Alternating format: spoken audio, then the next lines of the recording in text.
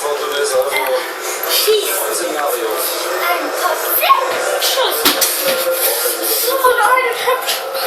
Spieler erst. Aber Sport. Oh ja. Kein Abseits. Die nächste Chance sein wird dieses Meter. Und der hat ihn. Und rot für Jesse. Was ist hier los?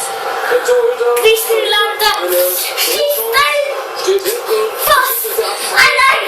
Aber einen solchen Abpass Verletzt. in den Rücken der Abwehr. Das ist wirklich nicht so hingesagt. Das ist doppelt naiv. Was sich hier abspielt. Jetzt geht ein Grieche, der bei Arsenal London spielt. Seitlich ist wir schauen gleich nochmal auf das war. Wird ganz klar getroffen. Der Schiedsrichter hat keine andere Wahl. Richtig gut gespielt. 1-0.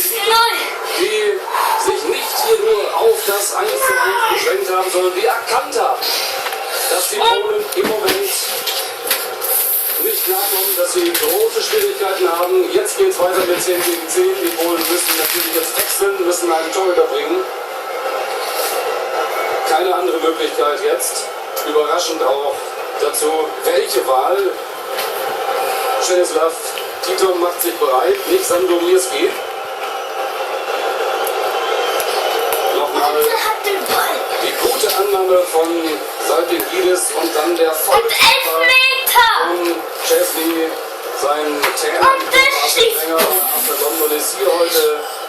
Aber sieht, dass das eine wichtige Entscheidung ist. Ganz unglücklich für Chesney, der jetzt auf jeden Fall gesperrt wird. Mindestens für ein Spiel. Co się stało?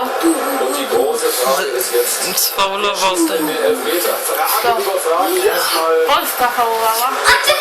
Und Griechenland.